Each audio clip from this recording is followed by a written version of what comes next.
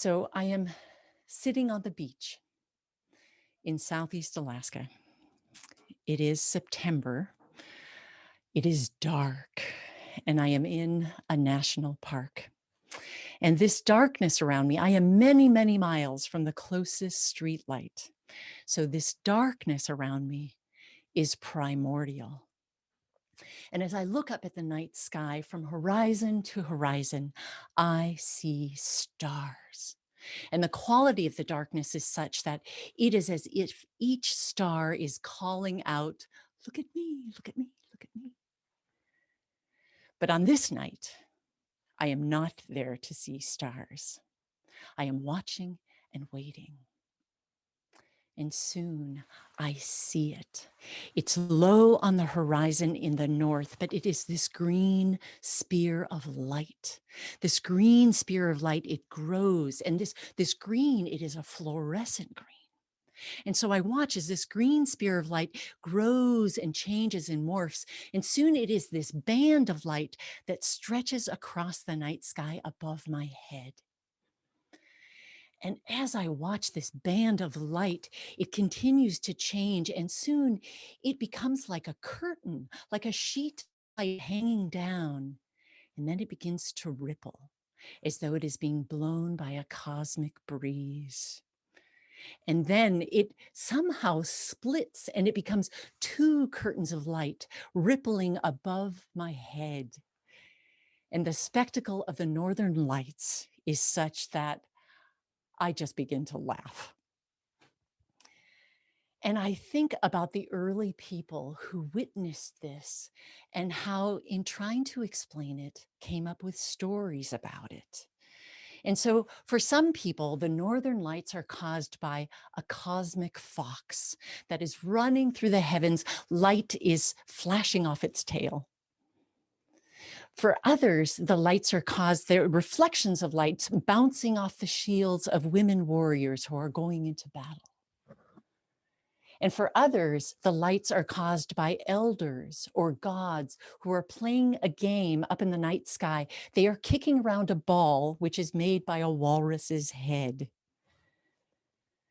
But as I watch these lights, it is of no wonder to me that they thought that this is the stuff of gods. Now, as I watch the lights, I know the science.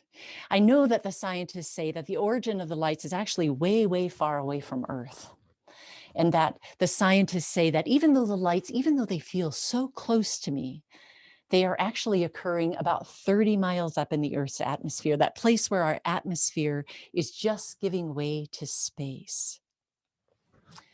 And I know that the lights are most consistent at that place where the Earth's magnetic field is curving back toward the planet. So there's a latitude in the north and a latitude in the south. And that latitude is known as the aurora oval. And I know the scientists say that the lights occur 365 days a year. It's just that on some nights, they're stronger than others, and you have to have darkness in order to see them. Now, it is well known in Alaska that the people who see the northern lights most consistently are the people who do not have indoor plumbing. Because there has got to be a reward to go out to the privy in the middle of a winter's night. But for the rest of us, there's the app. Yeah, scientists can predict when the lights are going to be strong. So I know on this night that the lights are supposed to be very active, but then in the next few nights, the lights are supposed to be very quiet. And then at the end of the week on Friday, the lights are supposed to be very active once again. In fact, they're supposed to be so strong that they will be visible down into the lower 48 as far as Southern Oregon. Well, 2 days later, I am getting on a cruise ship that has come to visit this national park. I am part of a team of rangers that's going on board. And normally we have seasonal rangers who go on board the cruise ships to offer programming, but it's the end of the season. This is the last ship of the season. So all of our seasonals are gone. And it falls to people like me who run the program to go on board. So we're going to go on board. We're going to offer them commentary and other programs, help them understand and appreciate what this national park is all about. And this cruise ship that I'm getting on has 4,000 passengers. 4,000 passengers and about 4,000 crew. So I am getting on the ship that holds 8,000 people. So to go on board this vessel is kind of like walking into a town that's, fairly good size. And my role when I go on board is to set up an information desk. And then I'm just going to walk around and talk with people, answer their questions, point out wildlife, help them come to appreciate this place. Now, the highlight of any trip into Glacier Bay is the time that we spend in front of a tidewater glacier. So we get to the glacier and the captain moves the ship so it is broadside to this face of ice. And we tell everybody, get your hat, get your coat, get your gloves, get your camera, your binoculars, get out on deck. You want to see this glacier. And so I'm out there on deck and I look down each side of the ship and it is just lined with people. And we are looking up at these snow-capped mountains, at this river of ice that's flowing down, the mountains on either side. It is a wild landscape. Now I am standing there in my full ranger regalia, full uniform, including the flat hat. And this woman comes up to me and she says, "Do you work here?" And I'm like, "Yes." And she says, "Okay, now this glacier, it's supposed to be moving?" And so I explain yet again that how glaciers form, that the snow is falling in the mountains way, way high up there, and that generations of snowflakes have fallen. And the sheer volume of snowflakes, they press down on one another, it compresses into ice. And then that ice being so heavy, it succumbs to gravity that just pulls it down the mountainside, which then, in the case of a tidewater glacier, it ends at the sea. Well, as I'm standing there, then a couple comes up and the woman says, "Ranger, tell my husband the word for when a chunk of ice falls off into the water." So I say, "Calving." And she goes, "See."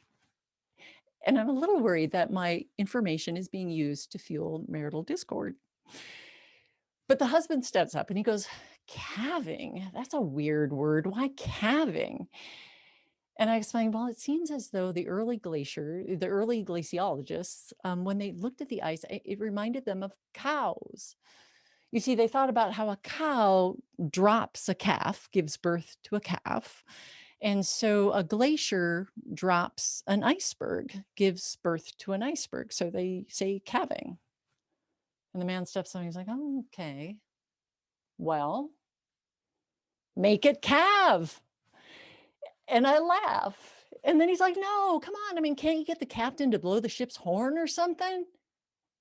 As if the puny sound vibrations from a ship's horn, even a ship this big, would be enough to get the glacier to calve. So I tell the man that he must be patient. And so we stand there and we watch the ice. But in time, we hear this great crack, and then this huge chunk of ice, the size of a 10-story building, breaks off and plunges into the sea, just and everyone around me cheers. And then I feel the captain starting the ship, and the ship is starting to turn around, and people leave the railing. They go over to the other side of the ship. And that's when this woman comes up to me. And she looks at the chunk of ice in the water and she looks at me and she goes, "How am I supposed to feel about that?" It's a tough question.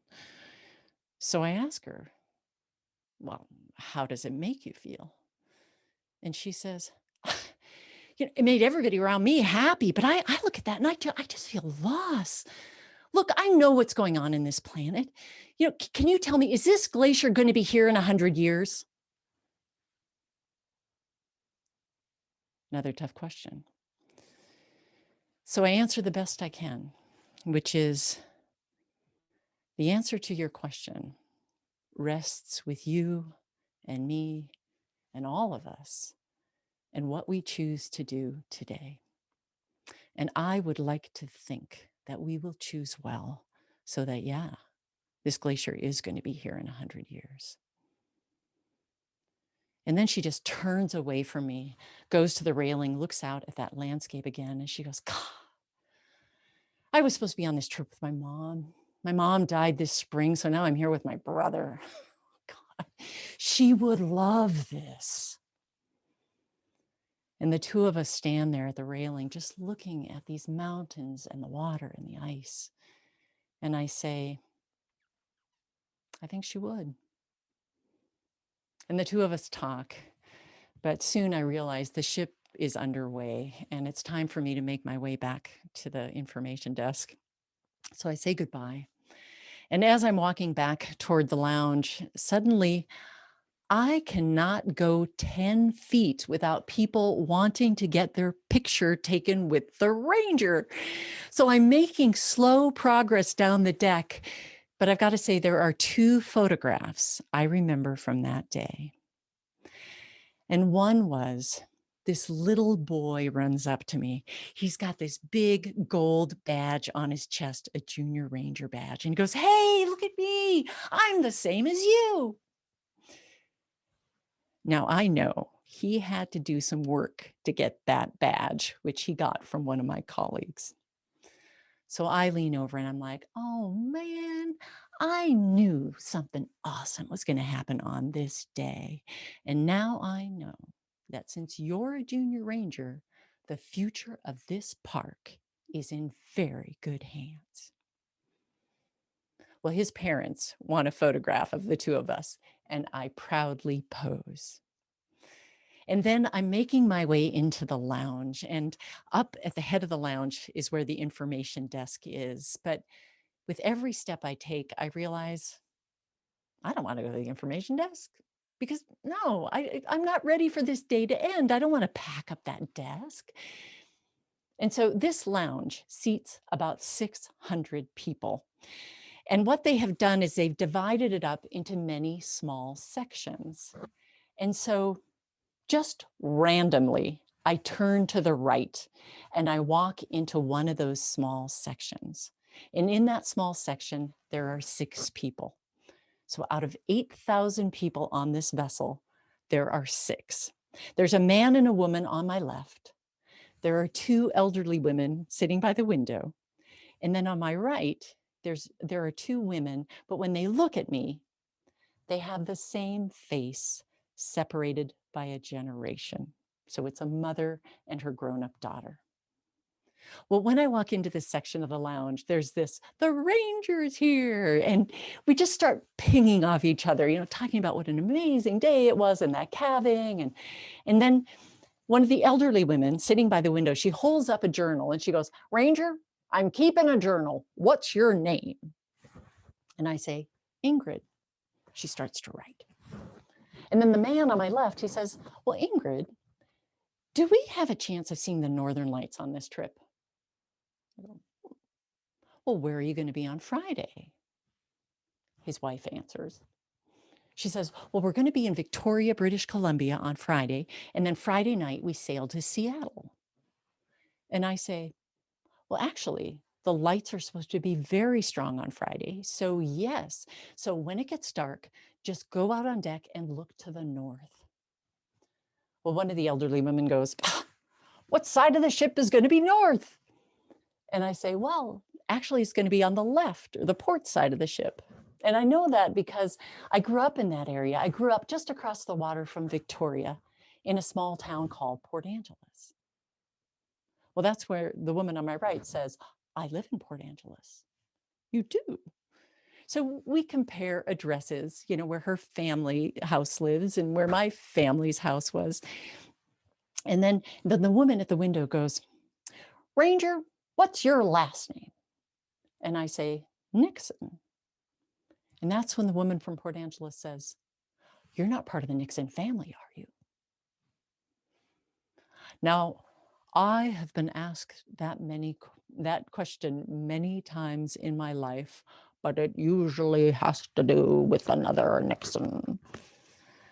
But in this case, there is only one Nixon family in Port Angeles. So I say yes.